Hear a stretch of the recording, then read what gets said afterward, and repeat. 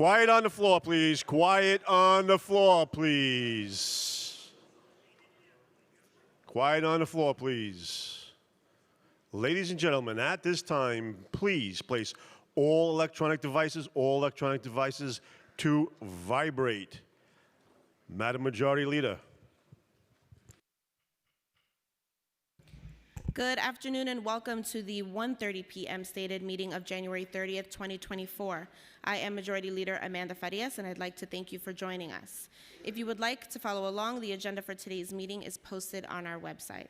On behalf of the body, I welcome the members of the public who have joined us here today. During stated meetings, only members of the council may speak. Members of the public shall remain silent. If you wish to express your support of any remarks, you may make the silent approval gesture. Today we're considering legislation that has been subject of controversy. I want to remind my colleagues that decorum is to be respected at all times. Insulting each other is not appropriate. All remarks are to be addressed to the chair, and members shall not speak unless recognized by the chair. It is essential that even if we disagree, we treat each other with respect. Please join us for the Pledge of Allegiance.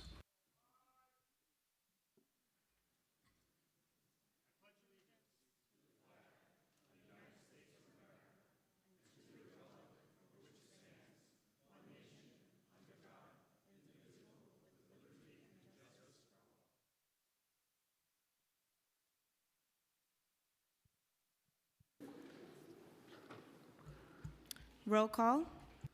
Abreu. Present. Ariola. Present. Aviles. Presente. Ayala. Here. Banks. Present. Botcher. Present. Brannan. Here. Brewer. Here. Brooks Powers. Present. Caban. Present. Carr. Present. De La Rosa. Present. Dinowitz. Present. Felice. Presente. Gennaro. Here. Gutierrez. Presente.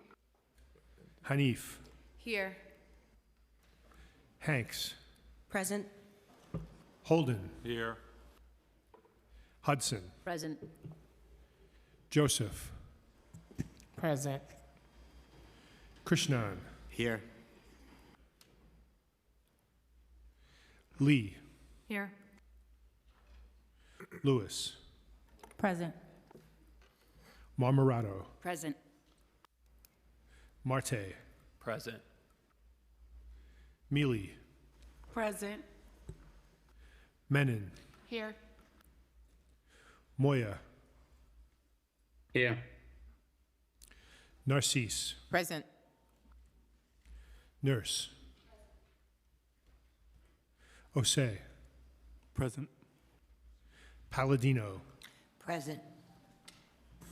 Powers. Here. Wrestler. Here. Riley. Present.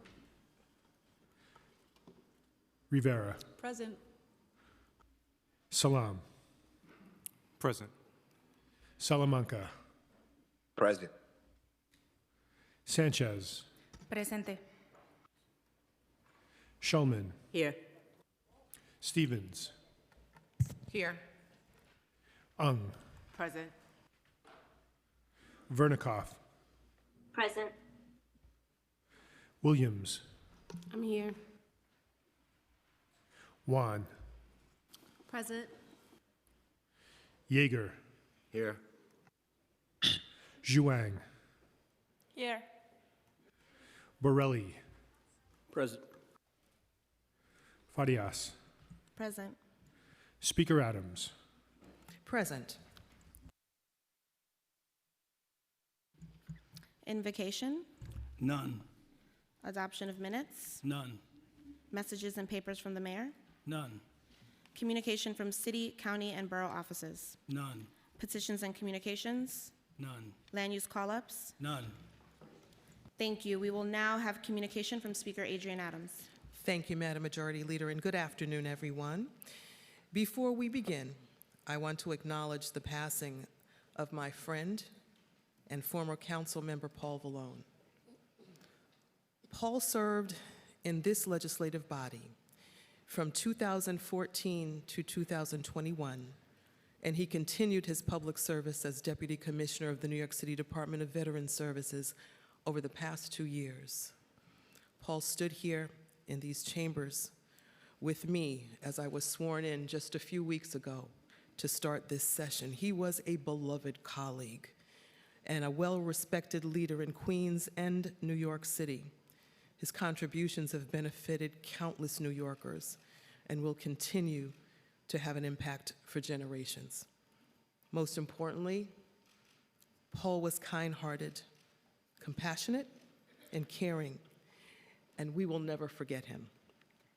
My thoughts and prayers are with his wife, his beautiful children, and the entire Vallone family during this difficult time. I want to thank the Democratic members of the New York congressional delegation who sent the council a letter reaffirming their unanimous support to end solitary confinement.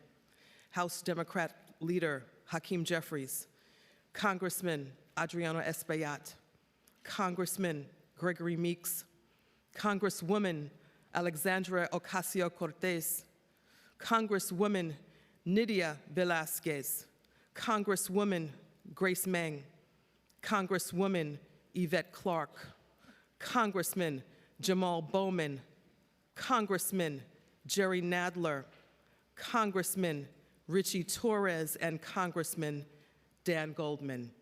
Thank you very much for your unrelenting work to secure justice for all New Yorkers.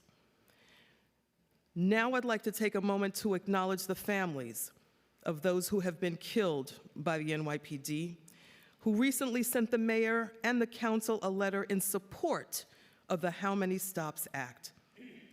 Gwen Carr, mother of Eric Garner. Katiatu Diallo, mother of Amadou Diallo. Valerie Bell, mother of Sean Bell. Iris Baez, mother of Anthony Baez.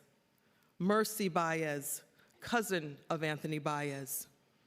Sammy Felice, brother of Alan Felice. Gladys Williams, stepmother of Antonio Williams. Sean Williams, father of Antonio Williams. Constance Malcolm, mother of Ramarley Graham. Ellen Trawick, mother of Kowalski Trawick. Ricky Trawick, father of Kowalski Trawick. Angie Hicks, aunt of Chantel Davis. Hortensia Peterson, aunt of Akai Gurley. Hawa Ba, mother of Muhammad Ba. Natasha Duncan, sister of Chantel Davis. Victoria Davis, sister of Delron Small. Carol Gray, mother of Kamani Gray. Margarita Rosario, mother of Anthony Rosario and aunt of Hilton Vega. Our communities are safer because of their work, their courage, and decades-long struggle for justice, not despite their pain, but because of it. It's what brought us to this moment of progress. I thank you all for your work to improve police transparency and accountability for all New Yorkers. For some of us in this room, and for New Yorkers across the city, the killing of Black and Latino people in our own communities at the hands of police officers who are supposed to protect us have become flashpoints in our lives. These are moments when we remember exactly where we were, who we were with, and how we felt when we heard about the death of one of our own neighbors.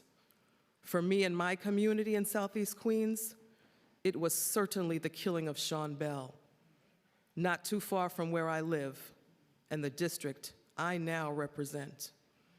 It's been nearly 2 decades since Sean's life was taken from his family, his friends, his loved ones, but the impact of his killing still reverberates throughout our community. He was killed the night before his wedding in a hail of 50 shots by officers. Sean's killing was a reminder to Black fathers, brothers, mothers, and grandmothers about the risks we still face, even in moments of joy that others may take for granted, like the night before a wedding. That is the history we must always seek to change. The How Many Stops Act is a part of these efforts. Like communities throughout the city, in Southeast Queens, we respect our local precincts and police officers. We've worked so hard to forge stronger relationships because that is important to public safety. But we need greater transparency and accountability because that will only help us build upon the community trust we've developed, which is a prerequisite to building safe communities. In honor of Sean Bell and the many other families who have lost loved ones, we must advance this legislation forward. Today, the council will be voting to override the mayor's vetoes of Introduction 586A of the How Many Stops Act and Introduction 549A to ban solitary confinement in city jails. Public safety is a collective effort, but it can only be achieved when there is transparency and accountability in policing. Transparency fosters the community trust that is necessary to make our neighborhoods safer. Intro 586 of the How Many Stops Act came out of the 2013 Floyd versus City of New York federal court decision that found the NYPD's use of stop and frisk unconstitutional. Through the court's joint remedial process, Black and Latino communities most impacted by stop and frisk provided their input about the transparency needed for Level 1 and Level 2 stops. Simply put, the origin of this bill is feedback from communities and families most affected: mothers, fathers, daughters and sons, teachers, healthcare workers, and essential workers who were stopped, and city council members. The court-appointed federal monitor in that decision recently found 1 of every 4 stops made by the mayor's reconstituted police unit was unconstitutional, and that Black and Latino New Yorkers make up 97% of those stops, despite being approximately half of the city's population. I want us to sit with those numbers because they tell us something very important. They tell us that we have work to do when Black and Latino New Yorkers are disproportionately targeted by police stops, and many are unconstitutional and underreported. But because of the gaps in reporting by the NYPD, the public is kept from seeing the full picture. It's the same lack of data that allowed stop and frisk to worsen years ago, which did not become clear until the public had the data. That is why the council advanced the How Many Stops Act, to address the lack of transparency in these investigative police stops. The need for basic transparency is clear. Black and Latino New Yorkers continue to be disproportionately subjected to unconstitutional stops that go underreported. Civilian complaints of misconduct are at their highest levels in a decade. These stops can no longer happen in the shadows because the pain and trauma they inflict on communities have long-lasting impacts. Solitary confinement is globally recognized as torture. The isolation of solitary confinement by any name has been proven to cause physical, psychological, and emotional harm, and its use has contributed to continued violence and deaths on Rikers Island. Here in New York City, solitary confinement is almost exclusively inflicted on Black and Latino people who are awaiting their day in court and don't have the money to avoid pretrial detention. Introduction 549A will improve safety for staff and those detained while allowing the Department of Correction to separate people for safety purposes. This bill has been crafted with the input of stakeholders, including corrections experts, impacted families, and the labor unions that represent many workers in the city's jails. The humanitarian crisis on Rikers Island cannot continue, and we must no longer rely on failed policies that maintain the status quo. It is imperative that city jails are made safer for people who are detained and for the staff who work there. We must meet this moment with moral clarity and a commitment to progress, because that is how we move forward as a city. Our focus on police transparency and the rejection of inhumane practices that exacerbate violence are important steps that advance safety. Both bills were passed by this body with a veto-proof majority because we believe that all New Yorkers deserve transparency and safety. For these reasons and many more, I look forward to our overriding the mayor's vetoes and working together to successfully implement these laws that will make our communities and cities safer for all. I now recognize Public Advocate Jumaane Williams for comments. Thank you, Madam Speaker, for your leadership on this and the entire council. Thank you, Council Members Alexa Villas, Colleen Rivera, Crystal Hudson, all the chairs. Thank you to the families in particular who turned their pain to purpose. I want to just also thank the advocates and my staff, including Jeffrey Severe, Solomon Acevedo, Nick Smith, Elizabeth Guzman, Gwen Safran, entire policy team, and a special shout out to Veronica Avies and Rosie Mendez, who really took this on their back for many years. I also want to just thank Dr. Tracy Keese, former NYPD Deputy Commissioner, Zachary Carter, former counsel, and Lieutenant Edwin Rabin, who added their voice in support of How Many Stops Act recently. This always weighs very, very heavily on me. I think people don't realize how heavy, as I try to make sure I'm striking the right balance.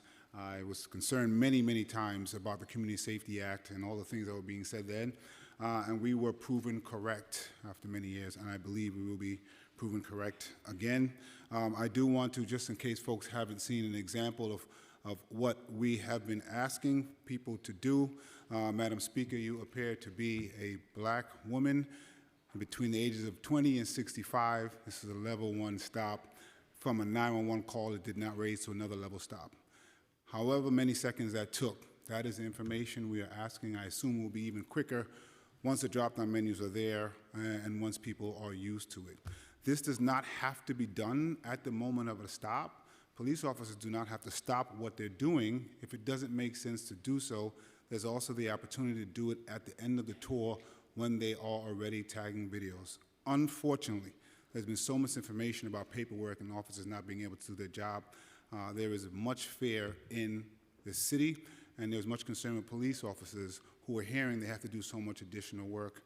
Finally, I think yesterday I started hearing the administration say they will begin to have a conversation about implementation, the conversation that many of us have been trying to do for such a long time, and I'm looking forward to that conversation because its information is needed and is necessary. We also worked off the patrol guide to make sure we can put it in a way that is already the framework that exists when it comes to dealing with the last vestiges of solitary confinement and using isolation as a way to change behavior that has not been changing behavior and has been causing more harm. We want to make sure that we are doing what's best for the safety of people on Rikers on both sides of those aisles. We have lost 2 detainees already this year, and it is not even February. We know the long-standing effects of using isolation that is not working and causing harm. We want to make sure that that stops. I also want to lift up the concerns I heard of correction officers who I know are also in the room, many of whom are working there with cell doors that don't lock, bathrooms that are not working, black women who are being sexually assaulted. It is not a safe place for anyone to be right now. This bill would not fix everything that goes on Rikers Island. It is to address one concern that people have been talking about for many, many, many years. It creates another housing unit that we can use to separate people and try to address the behavior. It is well thought out. I am also looking forward to the implementation of how we're going to do what we must do. So thank you again to everyone. I also want to just give a shout out to former Councilmember Danny Drum, who worked so hard on this, and I also want to say rest in peace to Paul Vallone. Thank you. Thank you, Public Advocate. I will just make a little bit of an adjustment to the way that you began your remarks. Madam Speaker, you look like someone who appears to be between 25 and 25 and a half. I think that is what you meant.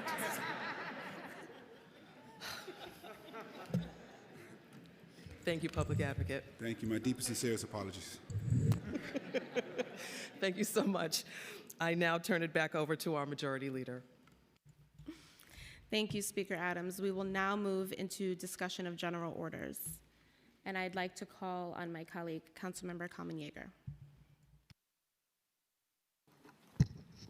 Thank you. We're still here. Sorry about that. Not going to reiterate the entirety of what I said earlier. And obviously, as I recognize and I have a clock on me, I'm not going to make a motion, but I just do want to note for the record, as I've discussed earlier at the previous stated, Section 42 of the Charter requires that at least 36 hours prior to a meeting of the council has to publish and make publicly available a proposed agenda for a meeting. That's not a notice that a meeting is going to happen. That's actually a proposed agenda. We do it all the time. It looks a little bit like this. We get it in our inboxes. In this occasion, and for the previous stated, we did not receive that. It's different from the email that was sent out at 4:50 p.m. on Friday. That was a notice that a meeting's happening. That's the same notice that goes to the press, to anybody else who signs up for our list. That's different from a proposed agenda. In this case, that agenda did not occur. It was not sent out. I don't know if it was prepared or not, but it was not here. The rules of the council don't supersede the charter's provision. The charter itself has this language, and it's there for a reason. It's so that the council doesn't do things like this, set up meetings, not tell the world, even though we knew what was going to be on the agenda, but we have rules for a reason. One of the rules we have is that there's a proposed agenda. Let the world know what it is we're going to be doing in a formalized way, and that was not done. And for that reason, I do move that the matters on today's agenda be laid aside and that a notice be properly made to the members of the council and to the public, and that we reconvene at such later time as the speaker determines when the speaker reconvenes the meeting.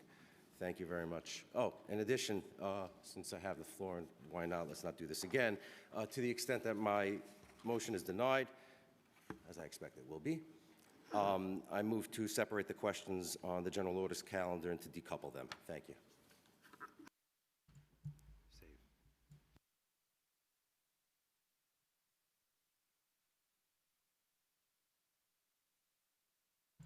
Councilmember Yeager, can you please state your point of order and the amendments you're making? Thank you, Madam President. The point of order is that as a matter of order, we are required to have an agenda, a proposed agenda, published, made publicly available, that's the words of the charter, a proposed agenda for the meeting. This is a stated meeting, it's not a special meeting, and that was not done at this meeting, that was not done at the prior meeting. And I know that the discussions on the dais earlier focused around the question of whether or not an email sent out at approximately 4:15 Friday constituted an agenda. But that's not an agenda, that's simply a meeting notice. It's just let everybody know, block off some time on your schedule. Tuesday, come on down to City Hall, we're gonna have some fun. That's not what an agenda is. An agenda, as we have always done it, looks like this. It shows up on your inbox. It shows up typically a day or two before stated. For this stated and for the one held earlier this morning, such a document did not arrive. The only document that arrived on Councilmember anything, Yeager, yes, ma'am. can you pause for a minute? Sure, thank you, madam.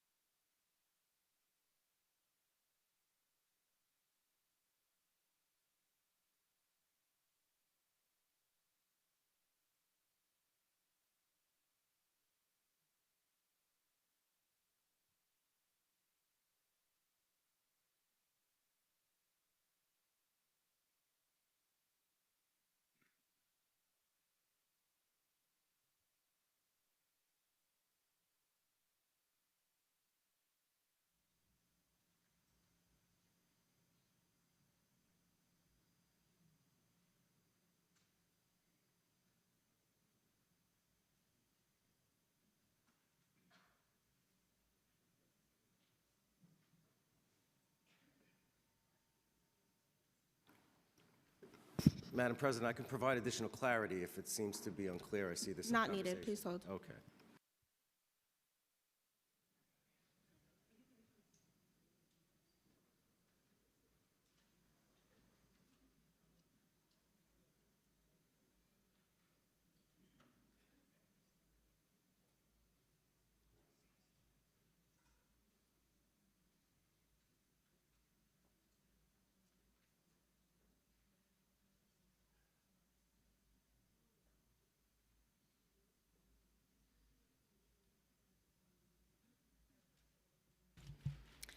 Thank you. Your motion is not well taken. Sorry, point of order. Your motion is not well taken. The charter requires that a proposed agenda be posted. A proposed agenda was posted on Friday, as mentioned prior. There's no requirement that a proposed agenda contain all items to be considered. We will, Further, Section 42 of the charter provides that such proposed agenda be published as soon as practical. Your point of order, again, is not well taken. What motions do you propose? Well, I rose for a point of order. The point of order was for the items on the agenda. It wasn't a motion. The point of order was for the items on the agenda to be stricken as they were not properly noticed in a proposed agenda, and there was no proposed agenda for this meeting posted. There was simply a notice that a meeting was happening. In other words, it didn't even have that there would be an invocation or that there would be a roll call or an adoption of minutes. It didn't have any of the things that we typically have. I know this may sound esoteric to those who are not familiar with council process, but those who are. Councilmember know that Yeager, we you are get- conflating a point of order right now. Yes. We need to know what the motion on the floor is. It's not a motion. I'm rising for a point of order regarding the order of the agenda of the Point of order is not well taken. Okay, very good. Do you have a motion? My motion is that the items on today's agenda be stricken from the calendar, as the calendar is not properly done in accordance with the Charter of the City of New York, and thus we should not be meeting until such time as an agenda or a proposed agenda is sent out 36 hours prior to the meeting. That is not a valid motion. Sorry, Madam President, it's not a valid motion to propose that matters that are on the agenda be stricken from the calendar?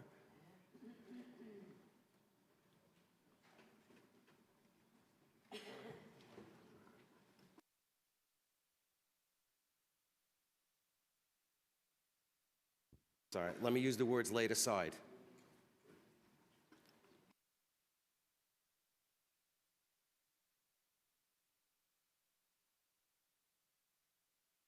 Lay the motion. Hearing- Items on the table, a motion voting.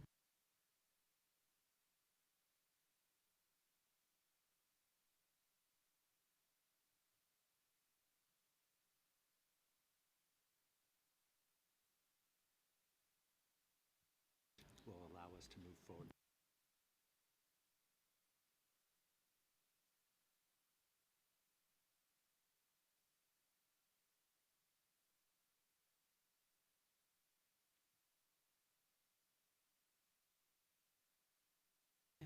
There's a motion on the floor to lay the items on the agenda on the table.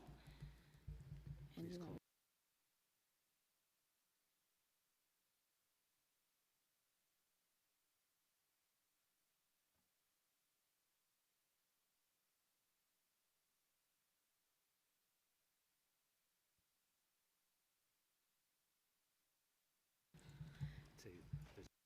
There's a motion to lay the items on the agenda on the table. Clerk, can you call a roll call vote?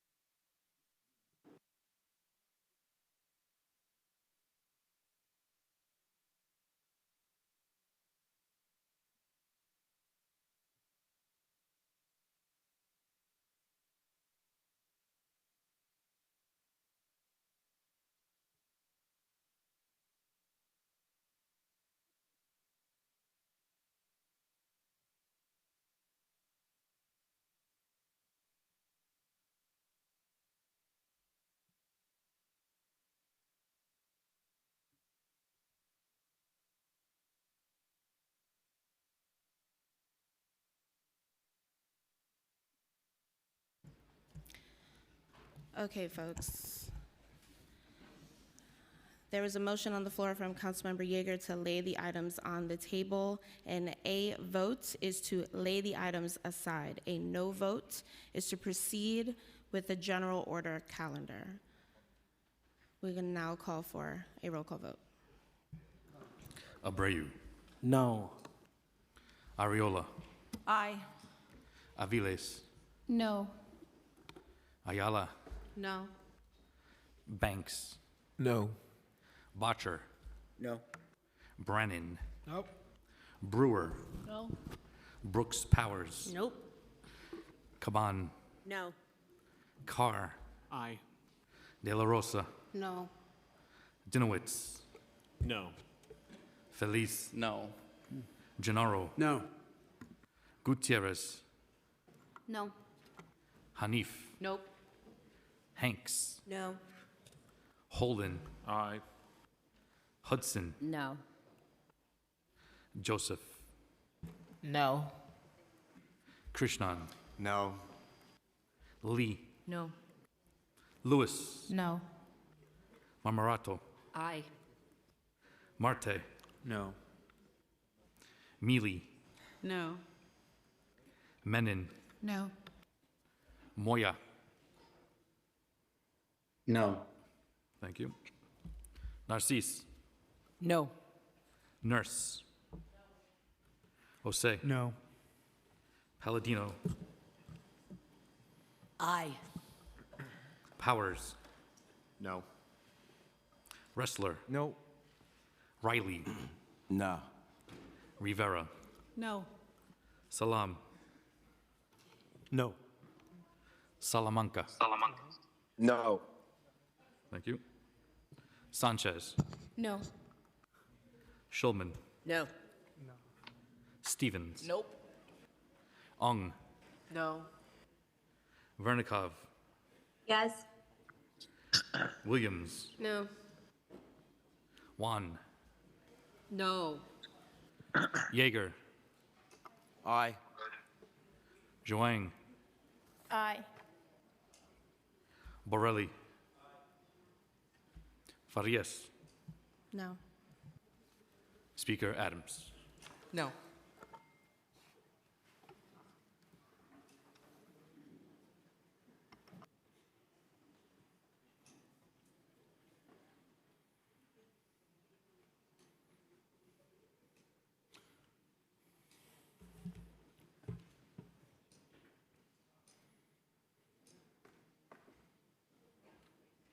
The motion is defeated with 9 in the affirmative, 42 in the negative, and 0 abstentions.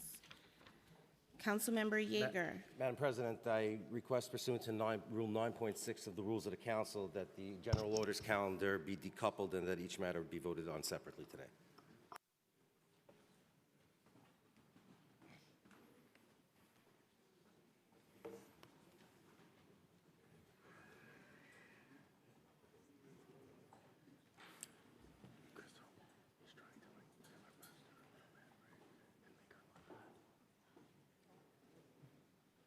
How many times can you do this? Limited?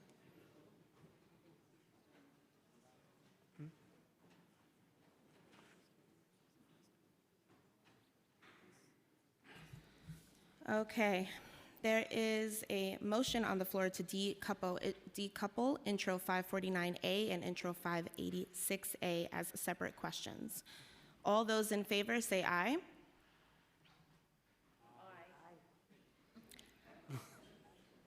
All those not in favor say nay. Nay. Any abstentions? The ayes have it. The nays have it. The nays have it. Thanks, y'all. The nays have it.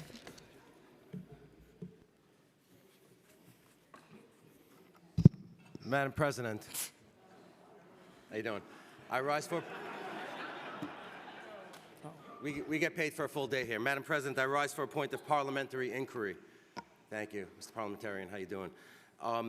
In the past, in this body, we have never, to my knowledge, 6 years and 28 days here, we have never subjected a request under Rule Point 9.6 to a vote. That is a request that is privileged. It's a request when made by a member, has to be abided by, and it has always been abided by without a vote.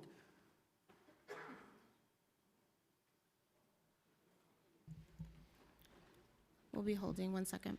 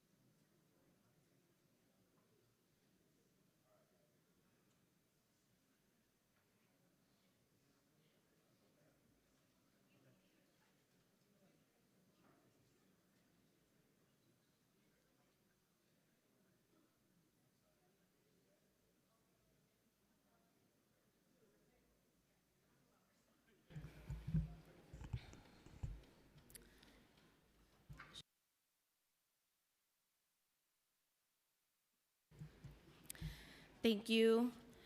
Rule 9.60 allows a member to make a request. It is not debatable pursuant to Rule 9.190. The request is denied by the body.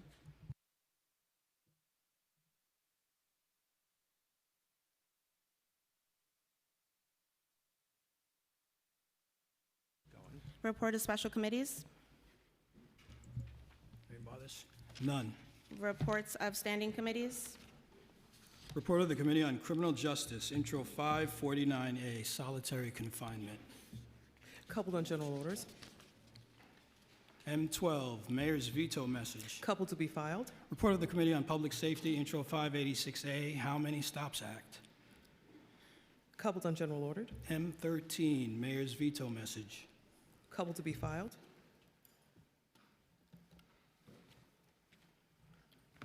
M13. I would now ask that a clerk take a roll call vote on all of the items coupled on today's general orders calendar. Abreu. Are we voting for real now? I vote aye. Thank you, Councilmember Farrell. Ariola. Permission to explain my vote? Permission granted. Thank you. Overriding the mayor's veto and allowing intros 586A and 549A to pass will make this city and our correctional facilities less safe.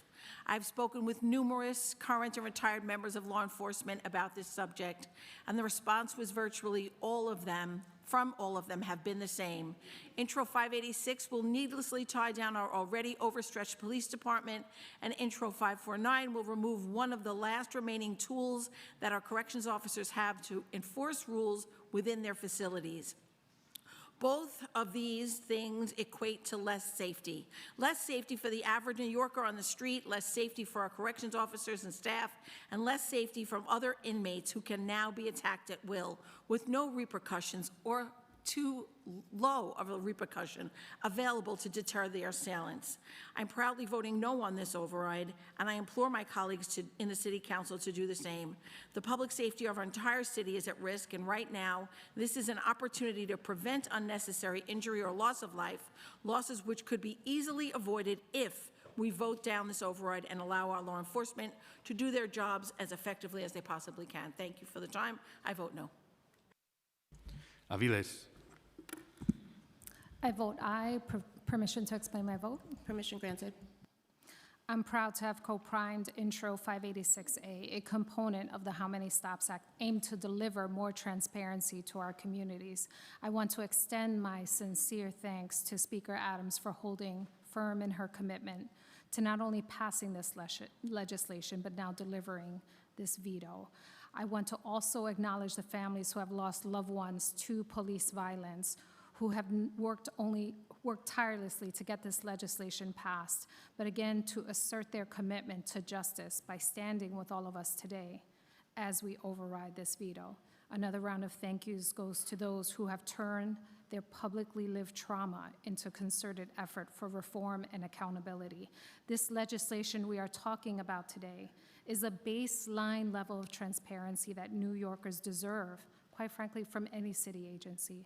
This veto will be for every person who has had an unlawful encounter that took away some of their dignity, for every young person, especially young Black men, who are consistently made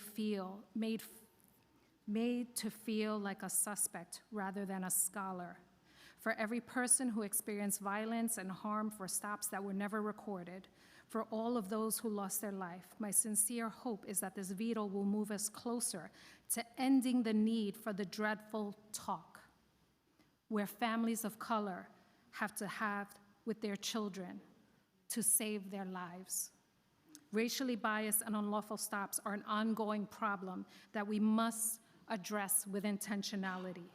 I can't understand why the mayor and the NYPD does not want to do this work. The mayor should be focused on ensuring NYPD follows the law, just like every other agency, and should be focused on the enormous scale of misconduct lawsuits and rising complaints. True public safety includes putting an end to solitary an end to discriminatory and unconstitutional policing. Thank you. Ayala. I vote aye. Banks. Permission to explain my vote? Permission granted. Dr. King once said, life begins to end when we become silent on things that matter. And I'm asking my colleagues to summon the courage of Dr. King and not be silent. How many stops? How many stops, Mr. Mayor? How many times will you stop or attempt to stop and obstruct the council?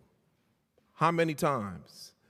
Well, summon the courage of Dr. King, summon the courage of Malcolm X, speak truth to power, and let's get on with the people's business.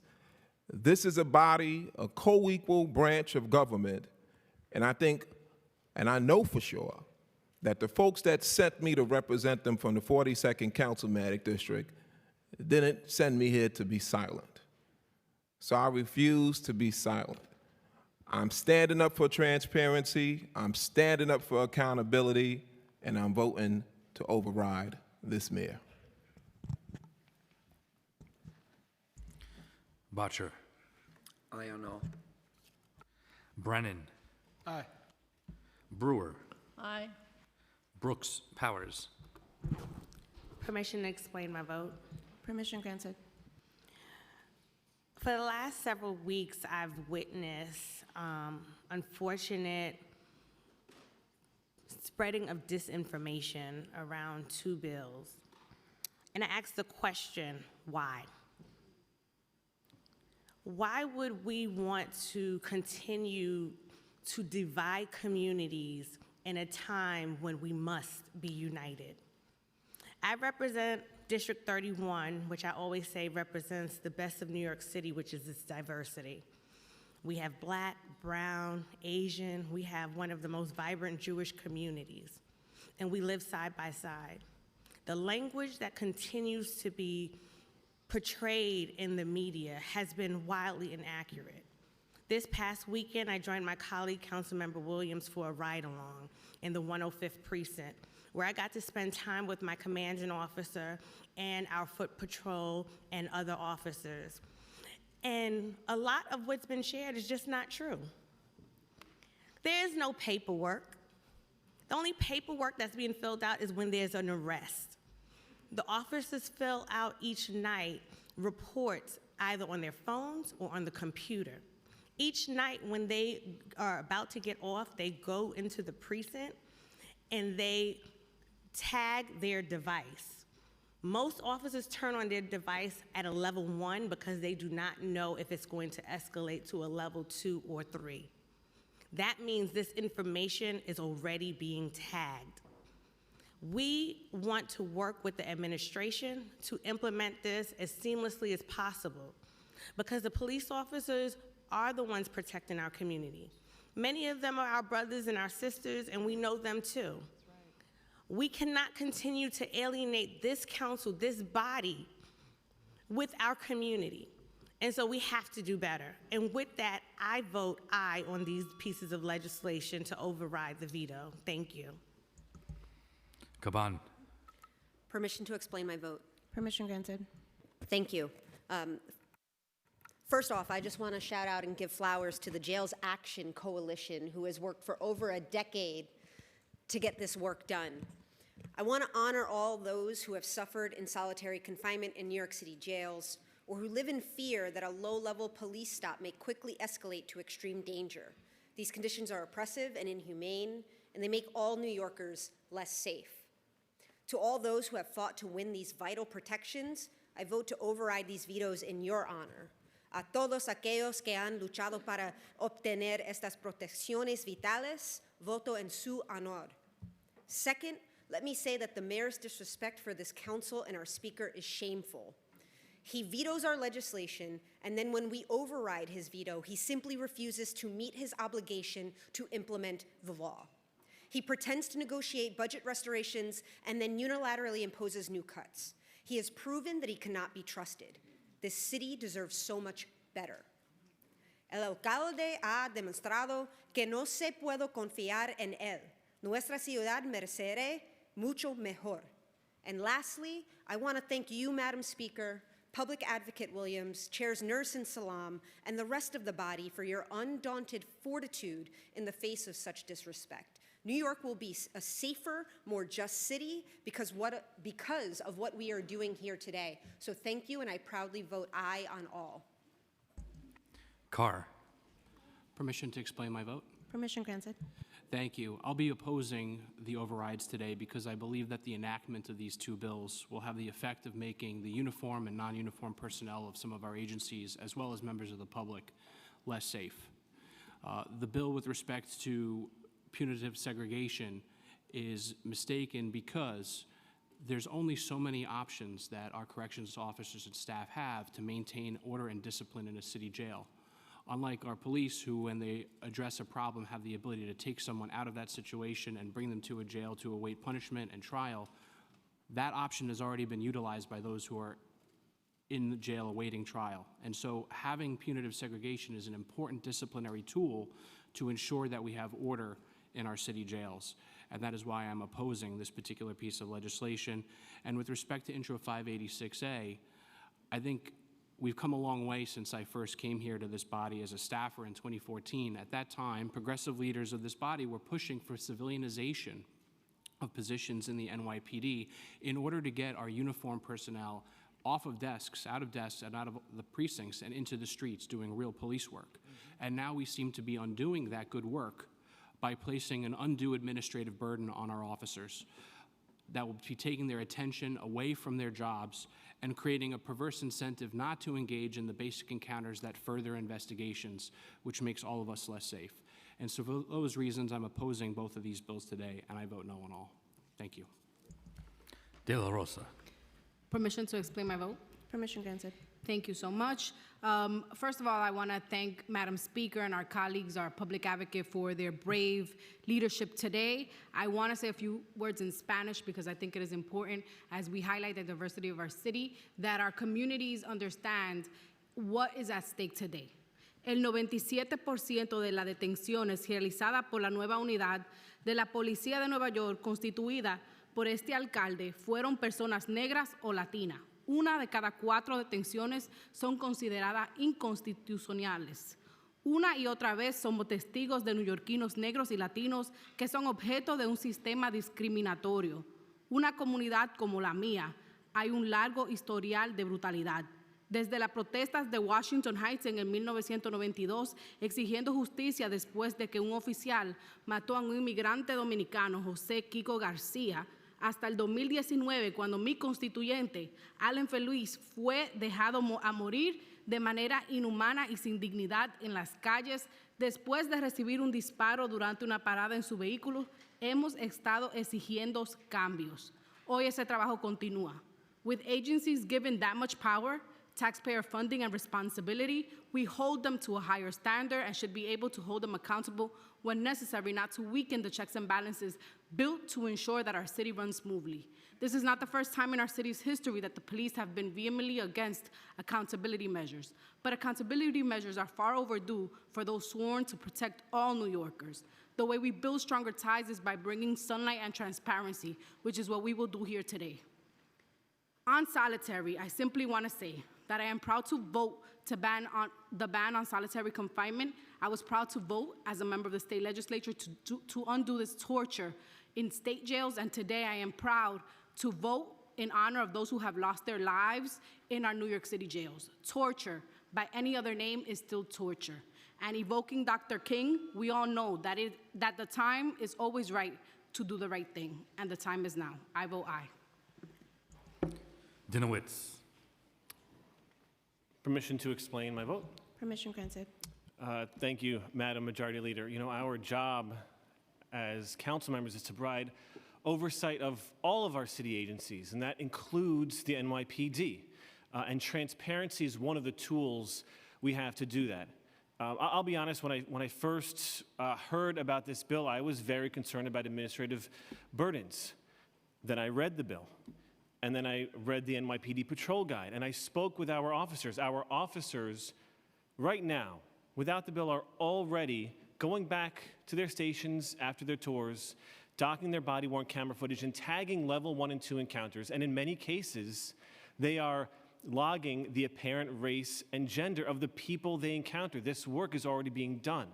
But for reasons you heard earlier, it is critical that we get this information. And for the most part, this bill asks for information that is already being recorded.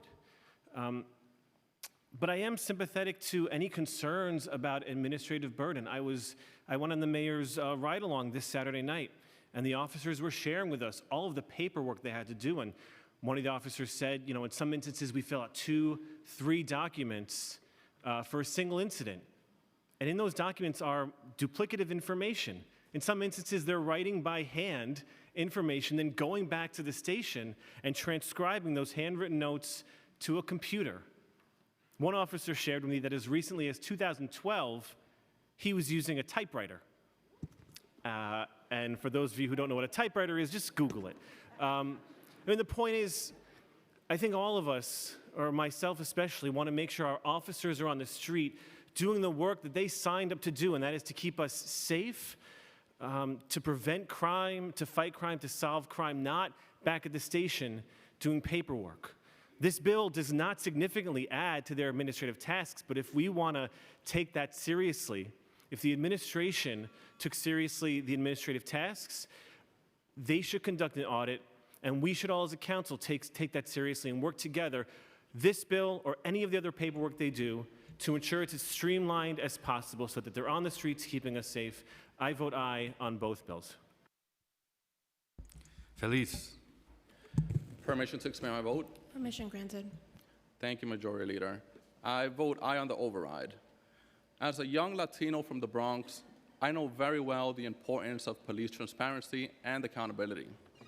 As a young Latino from the Bronx, who was a teenager growing up on Fordham Road in the Bronx during the Bloomberg era, I know the importance of police transparency and accountability. At the same time, I know very well, as a representative of District 15 in the Central Bronx, the important role that police officers play in helping improve public safety. Public safety is obviously very complex. It requires many different pieces, putting them together the correct way, including, and obviously, opportunity, good schools, and etc. But in the Bronx, I've seen these police precincts, these police officers play a very important role on the issue of public safety and deterring crime, and of course, deterring harm, so that if our youth do want to take advantage of opportunity, for example, playing in a local park, playing baseball, basketball, football, so they could do so without having to worry about other people coming to harm them, as we've seen far too often in the borough of the Bronx and in the city of New York. So I vote aye on the override. Police officers play a very important role in public safety, but of course, transparency and accountability is crucial. So I vote aye, but I hope we could take a hard look at how the bill is implemented to make sure that it is properly implemented, to make sure there are no unintended consequences. Thank you. I vote aye on the override. Gennaro. Madam Leader, I wish to speak on my vote. Permission granted. Thank you. I'd like to thank the Speaker and the Council leadership for working with people all across the political spectrum and engaging moderates like me in order to make common sense clarifications, common sense modifications to make sure the bill was that both bills were fair. So I certainly appreciate that. I appreciate the public advocate for engaging me personally. Had a lot of conversation with Rosie Mendez also, and I appreciate the collaboration and the outreach to moderates in the council, and with that, I vote aye. Gutierrez. Permission to explain my vote? Permission granted. Thank you. Hoy, una vez más, estoy muy orgullosa de la mayoría de mis colegas, concejal Avilés, de la portavoz Adams, de nuestro defensor público Williams y de los activistas que continúan presentándose para animar a los amigos y familiares que han sido detenidos, atacados y deshumanizados injustamente. Estas historias no son dramatizaciones, ellas son verdaderas. Realmente destruyen a las familias y cambian nuestras comunidades para siempre. Nos debemos de preguntar por qué esta administración no quiere proteger a cada neoyorquino. ¿Qué revelarán los informes sobre los encuentros de investigación sobre una institución quebrada? La verdad que muchos de nosotros, especialmente los afroamericanos y latinos, ya sabemos muy bien que un sistema que invierte más fácilmente en vías hacia el encarcelamiento y violencia que en lugar de vivienda, acceso a alimentos y servicios de salud mental es un sistema que nos falla a todos. Y si no te sientes motivado a prohibir el régimen de aislamiento porque no conoce a una persona que haya tenido esta experiencia, o porque crees que es un mito, o porque cree que alguien se lo merece, ni un solo sobreviviente ha salido del aislamiento y ha mejorado sin gastos de servicios. En muchos casos enfrentan años de daño y abuso, inseguridad de dónde vivir y problemas de salud mental. Eso no fortalece a una comunidad, sino que la desgarra aún más. Las familias y comunidades de Khalif Browder, Leilín Polanco, Brandon Rodríguez, Elijah Mohammed, Eric Tavira, Andy Enríquez, Bradley Ballard, Joseph Echevarría, Karina Montes, nunca volverán a ser las mismas. And I'll say it in English real briefly for you, I'll switch it up. But once again, I'm so proud today of my colleagues, of Councilmember Aviles, our speaker, our public advocate, for showing up and uplifting these stories. These are not dramatizations, they are real, they really tear families apart. What is this administration trying to hide by making the PD be transparent and report on these stops?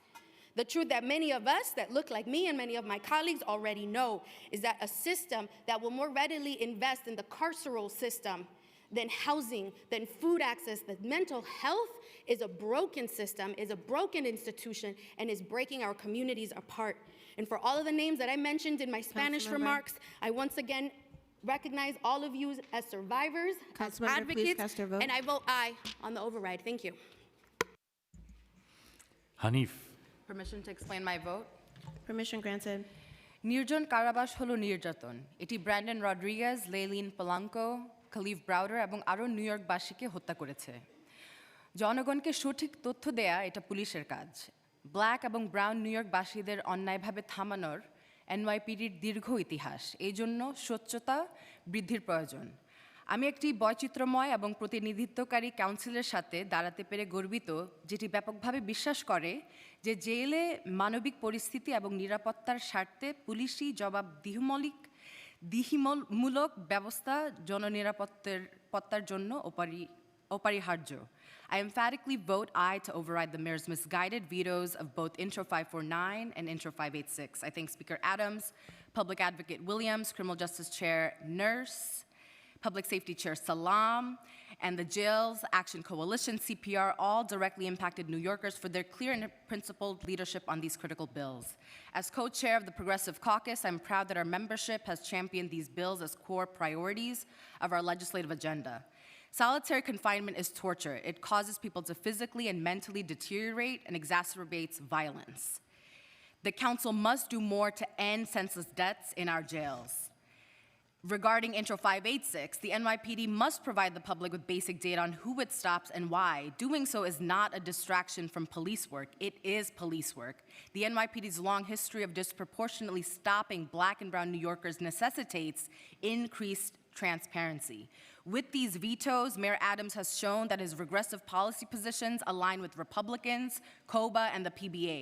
The failure of his misinformation campaign shows that these positions do not align with the majority of New Yorkers. I am proud to stand with the diverse and representative council that overwhelmingly believes that humane conditions in jails and common sense police accountability measures are essential to public safety. Hanks. Permission to explain my vote. Permission granted. Thank you, Mr. Majority Leader. Depending on what district you represent, it will inform your feeling about what this bill means. For people who do not live in neighborhoods where there is an excess and a history of violence, the How Many Stops bill may seem counterproductive. Unfortunately, in neighborhoods like mine, the neighborhood I live in and raise my 4 children in, statistically, we will have more interactions with police, whether we are the bad actors or not. This reporting bill is aimed at aiding the hardworking families who endure both the violence in their communities and the enforcement measures applied by NYPD. While I endorse the spirit and the intent behind Intro 586A for its increased transparency, I do have concerns about the requirement to report on level 1 encounters. Attending the mayor's ride-along, it gave us a sneak peek into the complexities of how officers use level 1 encounters to garner important and time-sensitive information. And so as we move forward in passing Intro 586A, let's make sure as council members, as legislators, that we keep a close eye on the implementation, and should any challenges arise, that we work together for any amendments so we can continue to make this the best bill for all of New Yorkers. Having said that, I vote aye on all in support of this reporting bill for the benefit of the hardworking families in our community who again endure both the internal violence and NYPD's enforcement measures. And these are the folks that everyone here is standing by and voting for today. Thank you, Majority Leader. Holden. Permission to explain? Permission granted.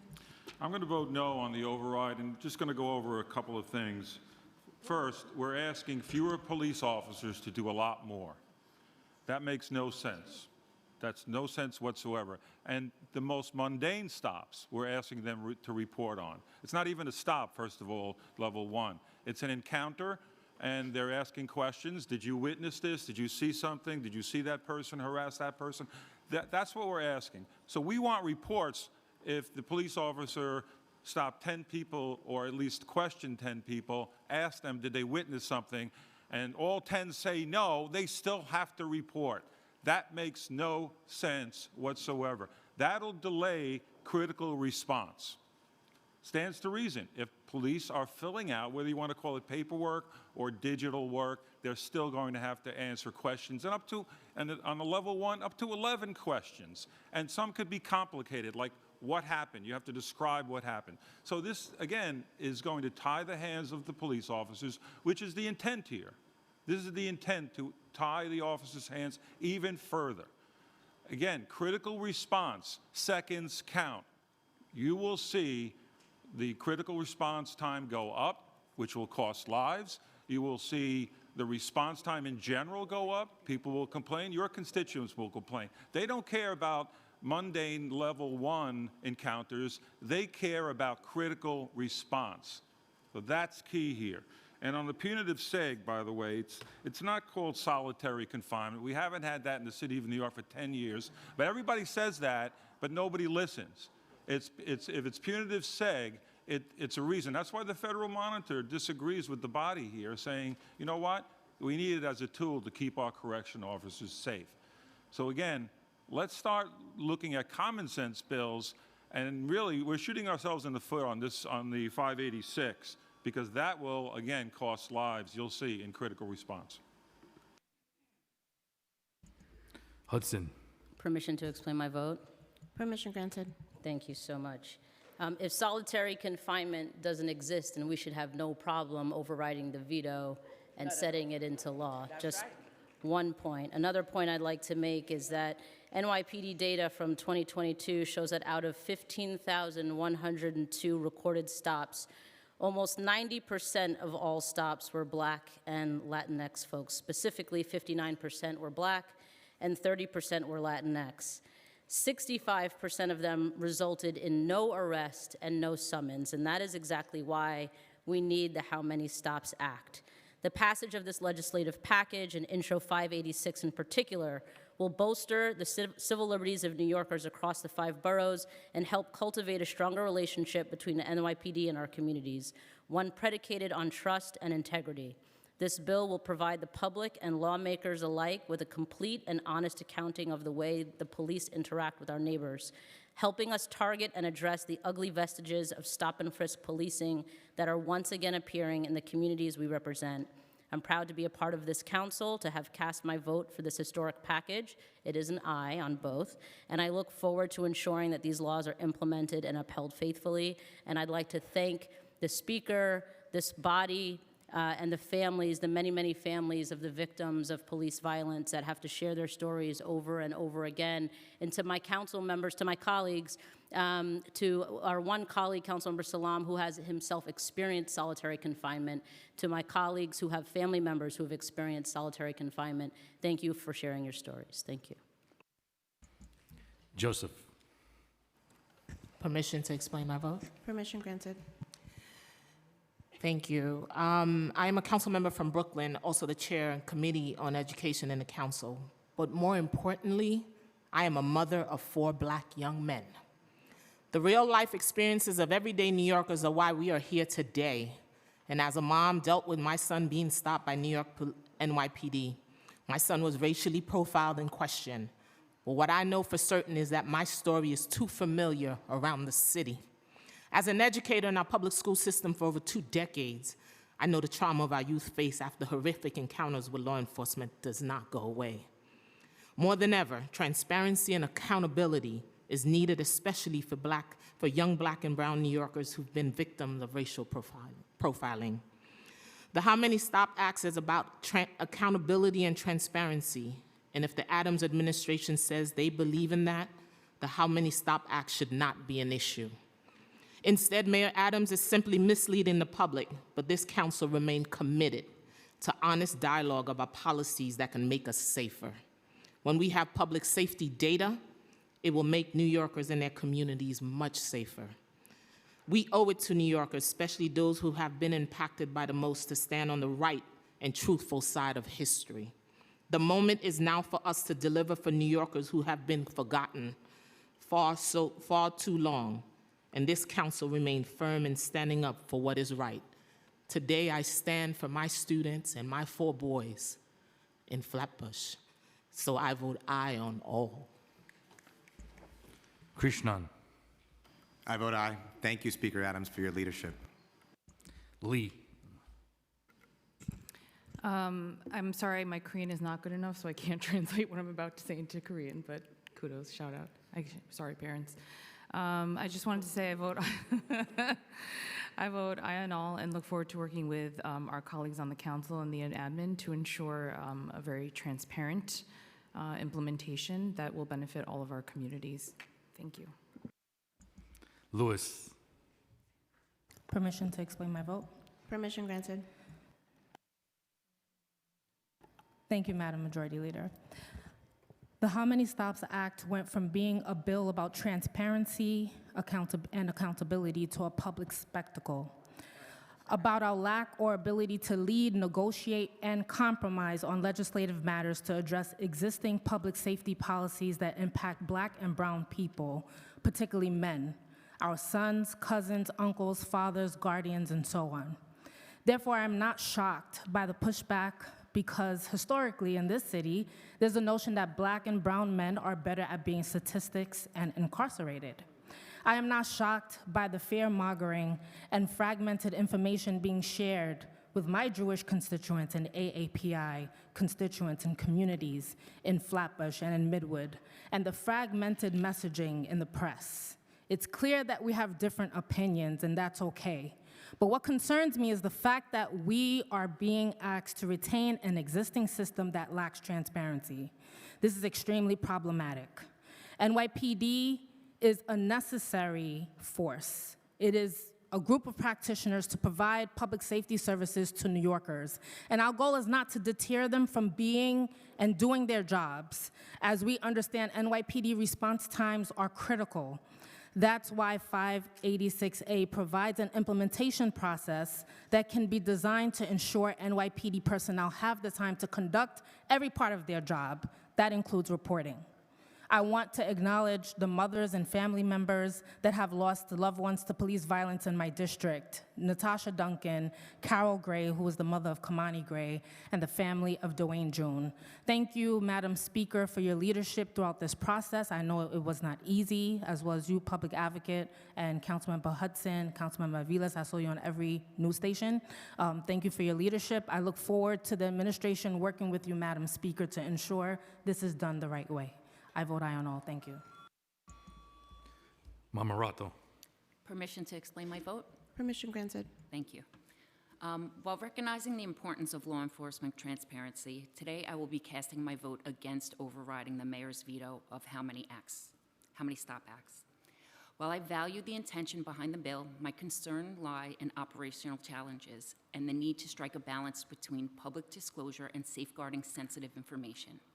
We must work collaboratively to find solutions that address accountability without compromising the effectiveness of our police force. In casting my vote, I take into consideration the existing attrition within our police department and the strain it places on our officers. While the How Many Stop Acts aims to enhance transparency, we must also acknowledge the small increments in administrative tasks that can have cascading effects on our already stretched resources. In a time where we grapple with budget deficit, it's imperative to access the potential impact of operational efficiency and allocate resources judiciously to maintain both transparency and fiscal responsibility. Simultaneously, I commend the intentions behind the second bill, which seeks to implement reform and enhance due process in those in the Department of Corrections custody. But to completely abolish this provision that keeps both our officers and inmates safe is not a safe or responsible decision. I will also be voting to not override this veto, so I vote no on both. Marte. Aye. Mealy. Aye on all. Menon. Permission to explain my vote? Permission granted. I vote aye. I think it's imperative to ensure that with implementation of 586 that the council and the administration work collaboratively to engage on the best way to achieve the purposes of transparency and accountability and at the same time achieve public safety. I've heard from many of my constituents on this bill, and I strongly believe that there is a path forward to achieve the bill's objectives and at the same time keep communities safe. I firmly believe that these two ideas are in no way mutually exclusive. Thank you. Moya. Permission to explain my vote? Permission granted. Thank you, Madam Majority Leader. Today's vote is not one that I take lightly. It is not often that the legislation that we pass in the council is vetoed by the mayor, and even more rare that it is that this body overrides that veto. It goes to the strong opinions and concerns that both sides hold for transparency and public safety expressed by elected officials and New Yorkers across the city. I will be voting in support of the override, but I hope that conversations continue over the next month before implementation to address the very real concerns over public safety. Thank you to Madam Speaker for your leadership on this, and thank you. I'll be voting in the affirmative. Narcisse. Permission to explain my vote? Permission granted. I'm so happy to be here with all my colleagues. Difficult time, difficult moment for us. When it comes to solitary confinement, this for a mother of four and being a registered nurse and work in reentry program, listening to the young folks in our community suffering. In my Creole language, like I'm hearing all the people talking, you do le abse apanande yo gen apese. Because when the abscess is on your butt, you can press on it. But if your family is suffering, dealing with what we're seeing in solitary confinement when you come out, it's difficult. It's difficile parce que ou gen mental, problème mental, tout si moun yo pa ka le ou sorti Yo pas à l'école, yo pas à fonctionner dans la communauté yo. So what I'm saying is just like you cannot function when you come back to your community. It's hard. So for those that said it's supposed to protect the officer, even the correctional officers said it themselves. Yo dit chaque jour que c'est difficile pour yo parce que les ap gade moun y ap fermé dans cage. Those are human beings. This is inhuman. Around the world, we should take information and process it. How the result come out when you rehabilitate folks when they go to jail. They're not supposed to come out not able to function. So, ma demande tout monde d'attendre moi pour yo dire que jodi a non camper pour yo. Deuxièmement, c'est un plaisir lié pour moi pour me travailler avec tout officier dans la communauté moi. I hold immense respect for the officers in my community. When that bill come, and I'm so happy that we had to process it because all the lies that come, tout menti, tout bagay abdou, que ki jen pral difficile. No, that's not true at all. Because if you take time, you're a great officer. You take the oath to serve, to respect, to protect. So the little step that you have to take, now we're in technology era. So all the pressing, it's not taking extra. You go back to your precinct and you're able to process that. So for that, I'm saying merci en pile. Thank you very much for everyone. And my speaker, Madam Speaker, merci en pile. Merci, Jomani. Jomani, you understand that please part. wrap up your Merci en pile. comments. So m'a voté aye, and I'm going to vote aye for all those folks that's suffering. Thank you, Councilmember Narcisse. Nurse. Why do I always have to go after Narcisse? First and foremost, I just want to also congratulate you, Majority Leader, on an excellent job today in facilitation. I want to thank Speaker Adams and Public Advocate Jumani Williams for leading the charge on these bills. I want to uplift the leadership of Councilmember Aviles and Hudson and the Council Central staff who did exceptional internal organizing work this week around these bills, and Councilmember Rivera and Hanks who moved these bills into passage last session. I am proud that my first vote as chair of the Criminal Justice Committee was to override an unnecessary mayoral veto, and I am proud to be part of this council today. A lot has been said about these transformational bills. I won't repeat everything, but I do want to take a moment to express my gratitude with those of you who stood by these bills and stood by each other as colleagues, despite the challenges of misinformation and, unfortunately, the lies that resulted in pressures placed upon you. I recognize and acknowledge that this was not easy for every member, and I am thankful for those of you today who are stepping up to do what is right. Thank you to every single New Yorker who shared their gut-wrenching stories, who fought back tears at rallies, who were vulnerable in public hearings, and who kept in the fight to pass these bills. A special shout out to the Jails Action Coalition, the Halt Solitary Coalition, and Communities United for Police Reform for your resolve and love for our people. And I'm really proud that we are ending solitary confinement today, and I'm looking forward to working to close Rikers tomorrow. I vote aye on all. Thank you. Osei. Permission to explain my vote? Permission granted. 我是黑人和中国人，作为一名纽约黑人，我小时候从无缘无故的被警察拦住。我们许多的黑人和棕色人种邻居都有类似的故事，因此我们需要这些数据来探解这个问题的根源，并解决它。I just wanted, 对不起 to my Chinese siblings for my mispronunciation on anything, but I wanted to address any Mandarin-speaking communities who have been fed a lot of misinformation about what this bill does. As a black New Yorker, I remember taking the subway to school and being stopped by police. You know, first of all, let me give you a picture. I was a gay, nerdy black kid. I was no threat to anyone, but the sole threat that these police officers saw was the color of my skin. And I know that's not an isolated incident for young black men, for black people, not only within New York, but across the country. And this bill that we're passing today is going to set the record on what black families have been teaching and asking for when it comes to their relationship with the police. And that's a level of accountability, of transparency, and safety. The numbers don't lie. we see that our communities are most impacted and policed based off of the color of our skin. So I want to thank all of the bill sponsors, the public advocate, the speaker, for really keeping me safe, for keeping my colleagues in the city council safe, as well as all black New Yorkers, especially young black men who have been targeted without any levels of accountability. So thank you.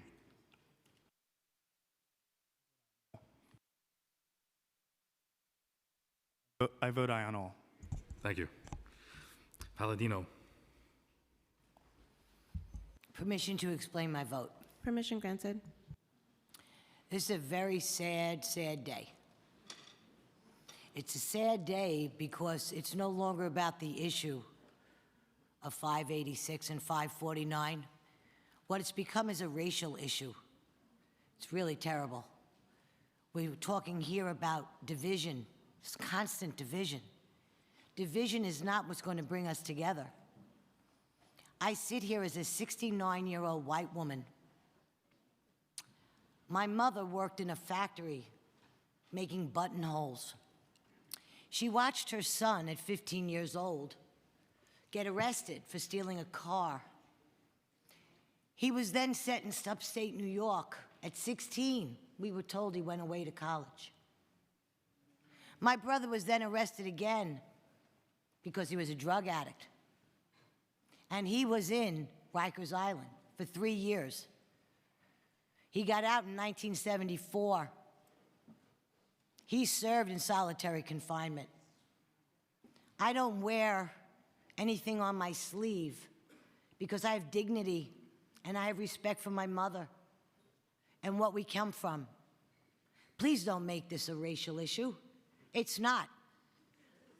I'm sorry you feel that. I hear you in the background, and that's okay. But I just want you to know, Sorry, raising Councilmember children. Palladino, as I mentioned in the beginning of this meeting, the public shall remain silent. There will be no interruption. Thank you. Thank you for that. You know, when I raised 2 children, they're grown men today. I gave, not my 46-year-old, but my 36-year-old, the same lecture you've given yours. Be careful when a cop pulls you over. Make sure 2 hands are on the wheel. See, he could be profiled also. He likes tattoos. He likes earrings. He's a little different than his older brother. And I too told him, be very careful when they go over to your trunk. They may drop something in your trunk and you don't know it.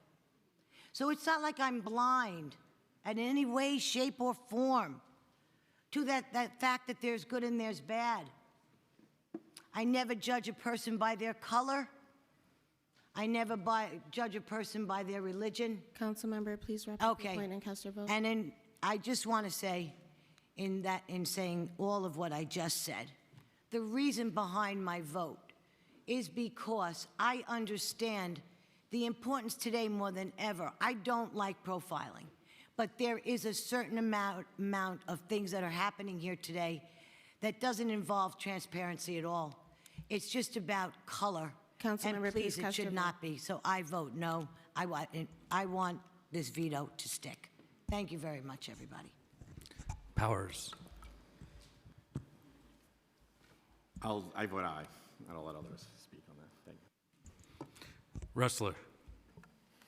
Permission to explain my vote. Permission granted. Thank you, Madam Majority Leader. I'd firstly like to be associated with the remarks of our speaker and our public advocate.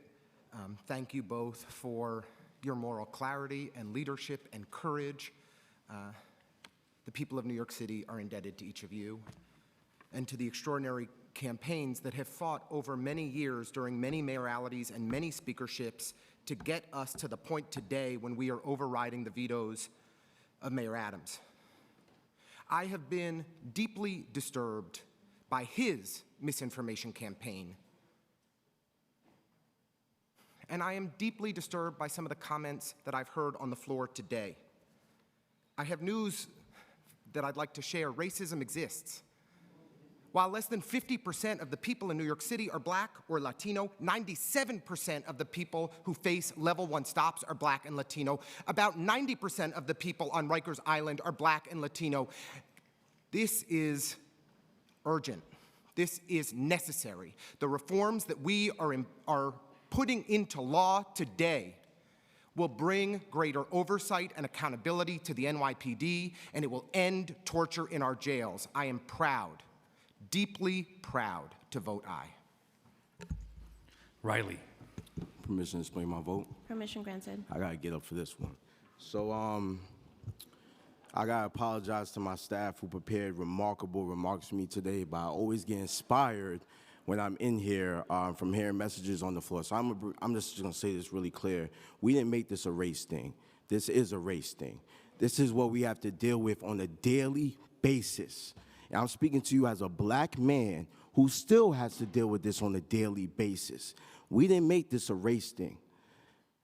Earlier today, Councilmember Banks, Osei, Salam, and myself put out an op-ed where we explained why we're going to support this overriding veto today. But what you did not hear is our personal experiences that we have to deal with on a daily basis. You see, my mother, too, had to witness her son getting thrown into a holding cell. But guess what? I just graduated from college. I was just looking for parking for work. And I got pulled over and got thrown into a holding cell just because I was black on the Upper West Side, looking for parking because they thought I was casing houses. This is something that we deal with on a daily basis. So when y'all say this is not a racial thing, have y'all ever stepped in our shoes? I feel like I'm a reasonable person. I tried to talk to everyone in this council here today. But when we see them red and blue lights behind us, our hearts drop to our stomachs. This is reality. This is something we have to deal with on a daily basis. So, to the mayor, that's my brother right there, a black man. I'm never going to be here to tear him down, but we have to make sure that we're working to improve our districts. But I'm going to tell you one thing. Titles and roles, we're going to lose this. We ain't never going to lose our blackness, ever. So if we're going to actually address the transparency and accountability that's happened with the injustices in the criminal justice system, with solitary confinement, when you're bringing black people back in the community worse than when they went in, when you're treating them like animals but calling them animals when they're doing animal things in our communities, this is why we want to address it. So I proudly vote aye to override this veto. And thank you to all my colleagues, especially those from the BLAC that advocated for this. Thank you so much. Rivera. Permission to explain my vote. Permission granted. Very proud to be a member of this body today. I'd like to commend Speaker Adams for her steadfast commitment for defending the passage of these historic and important public safety bills. I got to thank Public Advocate Williams, of course, my colleagues for their clarifying points and personal stories. And of course, all the groups, Communities United for Police Reform, Jails Action Coalition, Freedom Agenda, Halt Solitary, and there are many, many others who came here and wore their heart on their sleeve and shared real harrowing stories of what they faced. And I just want to highlight that this council values our partners in the NYPD and in correction and understand the role they play in our streets and institutions. However, today we're confronting the reality that our over-reliance on policing and incarceration to keep communities safe is counterproductive. And though comments today, they've been both to empathize and antagonize, this council, as a body, has approached this exercise now twice with facts and with a coalition of advocates, experts, and impacted people in the room at all times. This council takes our holistic approach to these issues very thoughtfully. We've heightened investments in community-based solutions to ensure true public safety. Over my time here, and so acutely seen as chair of criminal justice the past 2 years, it's clear we have to couple funding for evidence-based programming with legislative measures to comprehensively implement reform. That's our duty and that is our obligation. So while these vetoes are not surprising amidst a misinformation campaign, what's shocking is how we've heard from so many very few facts to make their point. The New York Times reported that the NYPD's anti-crime units are still stopping, frisking, and searching too many people unlawfully, almost all of them people of color. A quarter of those stops found unconstitutional by a federal monitor. And again, because it bears repeating, almost all people Black and Latino. And with solitary, I'll just say it's archaic, it's a practice that should no longer exist, it leads to recidivism and even death. It's time to build a better, safer, more equitable city, and I proudly vote aye. Salam.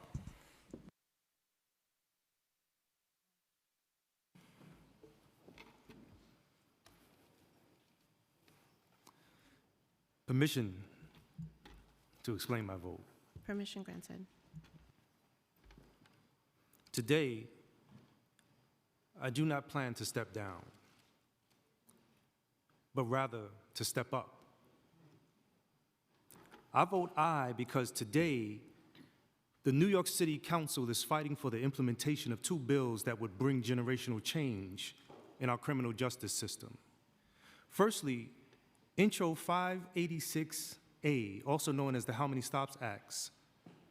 Detractors of this bill would tell you that it would create a rift between our police and the communities they serve by discouraging casual conversations.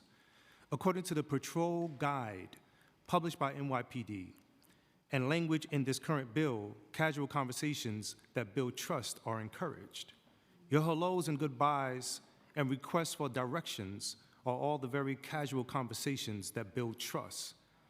The bill language very clearly states these sort of conversations have no need for reporting.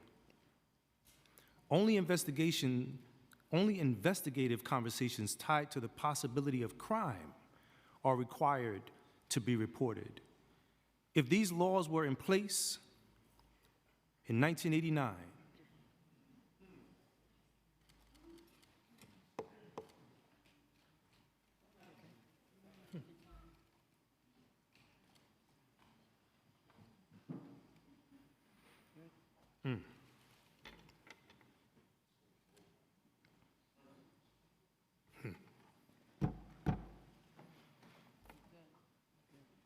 I vote aye.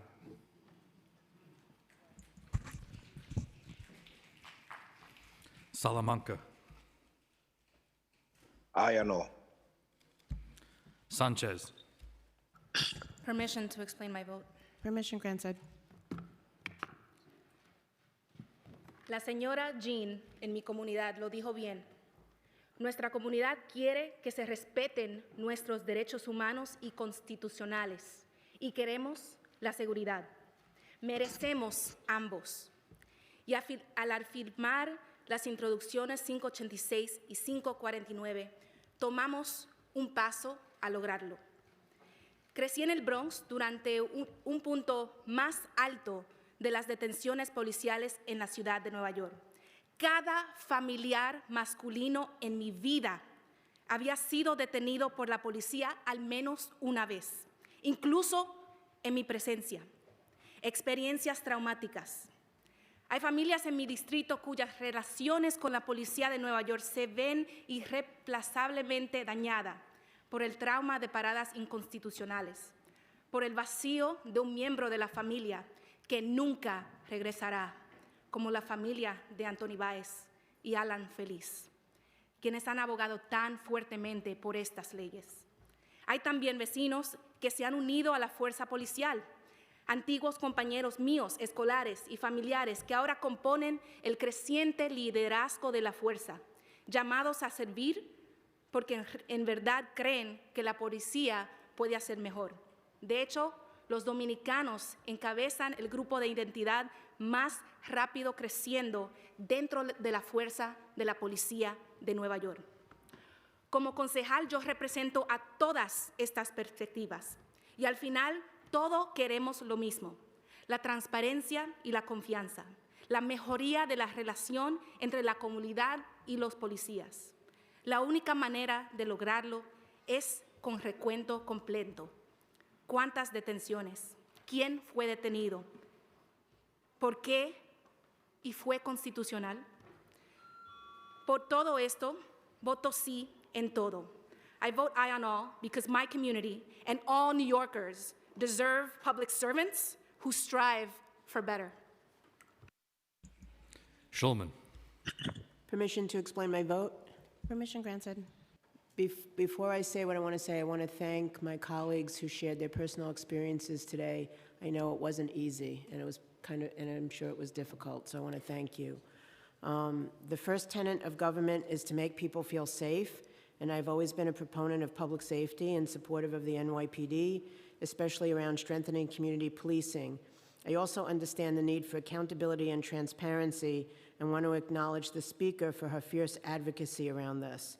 Intro 586 will not take effect until later this year, and I believe there is an opportunity for the administration and council to work together on the implementation to ensure that the important transparency that is being sought occurs without public safety being impeded.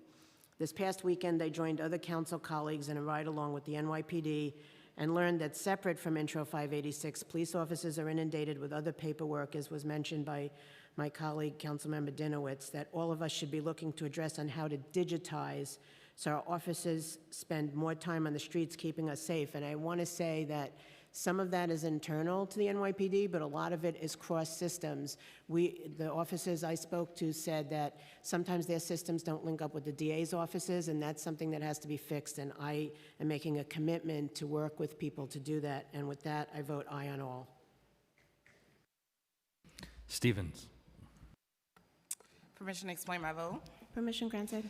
Well, the beautiful thing is when your name starts with S, you have all your colleagues who say a lot of the things that already needed to be said.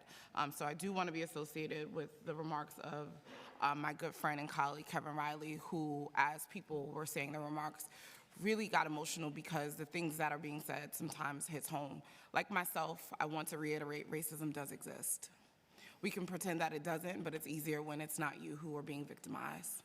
It's easy to say those things when your community isn't the one that's been being brutalized and victimized and continuously having to see the struggles. So today, I'm happy to vote aye on all of these bills because it is not going to fix any of the things that we had to endure and probably won't fix a lot of the things moving forward, but it is sending a signal that we as a council hear those struggles that often don't get heard. We hear the people who often are not the ones that we are legislating for.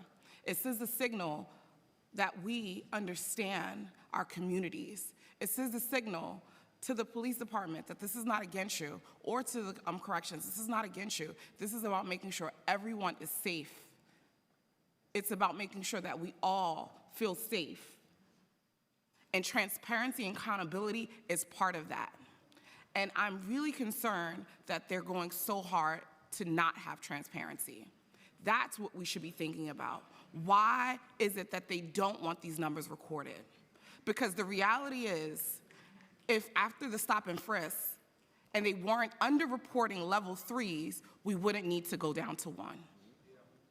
So I vote aye on all. Ung. I vote aye on all. Vernikov. No on all. Williams. I vote aye on all. Juan. Permission to explain my vote? Permission granted. I just want to give a great big thanks to my colleagues, the Majority Leader, Speaker Adams, Public Advocate Jumaane Williams, all the co-sponsors, and for those who just spoke in favor of the override. For the members of the press that are here, there couldn't be a starker contrast in what has been spoken in this room or in the press by the mayor. As a lawmaker, we are called here to legislate on behalf of people, of constituents. And my constituents are people who live in Queensbridge houses, Ravenswood houses, Woodside houses, where the facts show that level 1 stops disproportionately target our Black and Latino neighbors. 97% of the stops made by the mayor's new NYPD unit were of Black and brown New Yorkers in 2022.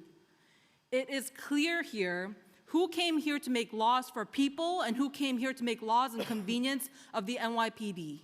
We are not here to make your lives easier as NYPD officers or any government agent. We are here to make the lives safer and easier for the people we represent, especially our Black and brown neighbors, and especially our siblings who are sitting here in this very room with fathers who have been incarcerated, with brothers who have been incarcerated, especially our Black and brown brothers. And as an AAPI woman, as an immigrant, as a mother, I will never, ever allow my lighter skin and the shape of my eyes and the co-opting of the model minority myth to weaponize AAPIs against my Black and brown neighbors.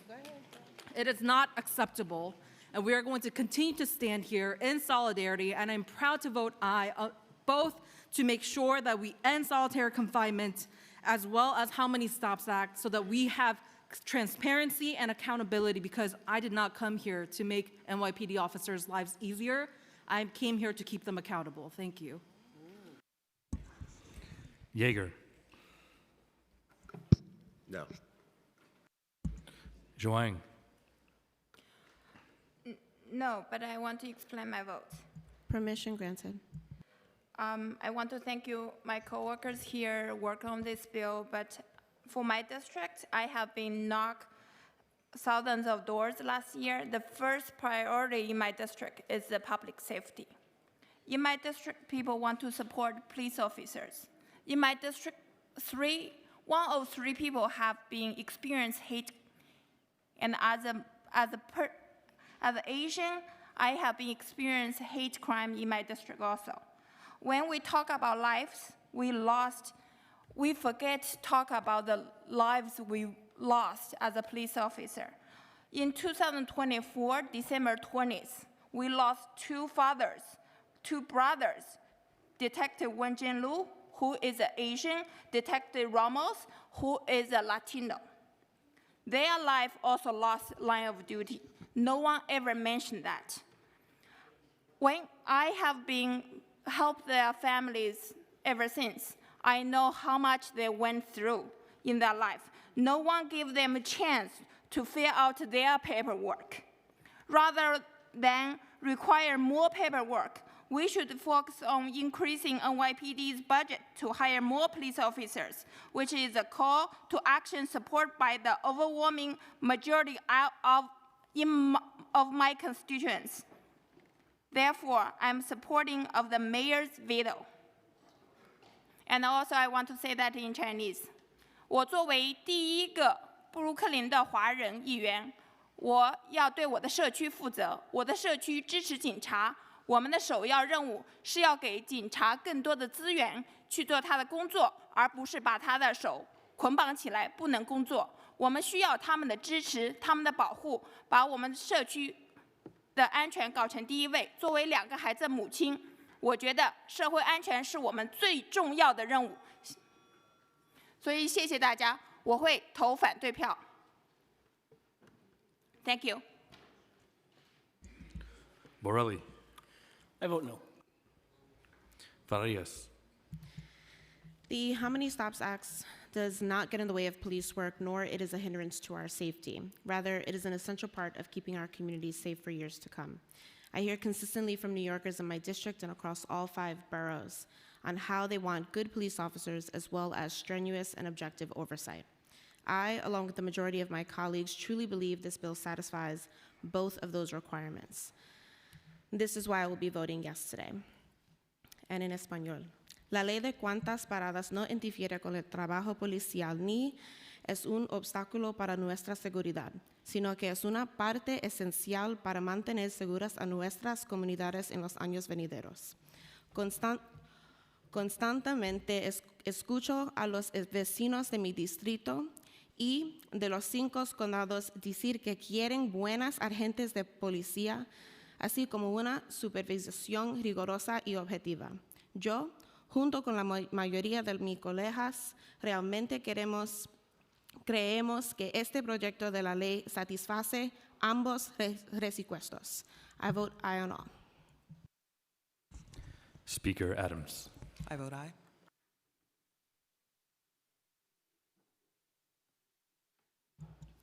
All items on today's general order calendar are adopted by a vote of 42 in the affirmative, 9 in the negative, and 0 abstentions. So the ayes do have it this time.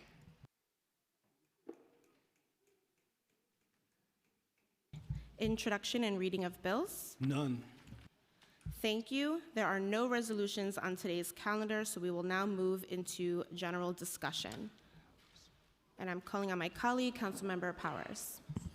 Thank you. I know it's been a long day, so I will keep it brief. I just did want to say a few words about my former colleague and a very good friend of mine, Paul Vallone, who we lost this Sunday. For those who served with him, he was an extraordinary guy, a great colleague, and somebody who I think is a great model for a lot of us as we do this job, very difficult job every day. I've known Paul even before I got the chance to serve with him. I've known his family for years. I know the Speaker and others also had the privilege to serve with him, and the loss of him is a loss to the city. Obviously, he was serving this city as a job in the Department of Veteran Affairs, but is a person that I think many of us could look to for a good laugh, for a great colleague, and somebody who really cared deeply about this city and his district, and of course goes back all the way to his father and the service, and actually his grandfather and the service they provided to the city. So he was a gem of a human being. I keep using that term because it's really true, and it's the one thing that I really think encapsulates Paul. And I just want to send my condolences out to his entire family, the Vallones and the Constantinopoulos, and everyone that had the opportunity, the special opportunity to get to know Paul. He will be deeply, deeply missed. And I hope all of us can carry a little bit of his spirit into this job every single day. So we'll miss you, Paul. Thanks. I now call on Public Advocate Jumaane Williams. Thank you so much. By the way, I don't know if I'm the only one surprised that Councilmember Osei speaks Mandarin. That really blew me away. Everybody seemed like they were just cool with it, but that was pretty dope. Congratulations to everyone. I did want to just say to some of my colleagues I heard speak today, and particularly colleagues who have less melanin in their skin and describe their individual experiences, I don't and cannot take away from those individual experiences. I believe them to be real. But what I need folks to stop doing is trying to use individual experiences to try to take away community effect from other people. I really need you to stop doing that and to understand the impact that many of these policies we are trying to undo have on Black and brown communities. Those community impacts are just as real, and understand that what you are describing is such, the impact of us having the same experience is multiplied. I need you to understand that because of being Black and brown. It is just true. From solitary to stops to a Black woman giving birth. It is just a true statement. So please understand that. And yes, our communities often ask for additional law enforcement to feel safe. One, they ask for many other things that nobody seems to hear, like housing, like better food, like better just nurses in the school. They ask for a lot of things that we seem not to hear. But the trauma of being Black in America means that when they ask for those things, they also ask for their nephews and sons and folks that they know to not be stopped incessantly, to not be treated unfairly. All of those things we hold, and all of those things we are trying to address, and they are complex. But when we are trying to address them, please do not pretend somehow we don't understand what our own constituents and all our families are asking us. We very much do, and it's difficult. So please believe us when we explain who we are, what we're going through, and our experiences. And last, I just want to associate myself with Councilmember Powell in the words of, he spoke about Councilmember Paul Vallone. He may have voted against us, but he would have done it with an awesome smile, and I'm going to miss that smile. Thank you so much. Councilmember Mealy. Yes, I too want to send my condolences to the Paul Vallone family, and he served with me also, and that's one thing our public advocate said. He would do it, but he have a beautiful smile. And that's what I'm going to take back always from him. And I want to also, one of my mentors, Howard Golden, an American lawyer and a politician in the Democratic Party of Brooklyn, who has served as the borough president of the 16th borough president of Brooklyn and was the chair of the Democratic Party in Brooklyn. And I must say, Honorable Howard Golden always served, and he served on the New York City Council just as well, so we have to honor him. And I want to just let you know that was a mentor to me when he gave me a proclamation. Right after he gave me the proclamation, I asked for funding, and that was the first funding I got in the city, and that helped my basketball team, that helped my community gardening. So I hope we continue being servants like that to give, to make sure that we could keep our young people safe and off the streets. And my condolences to both of these families, and congratulations, Speaker and this body, of passing this legislation. Thank you.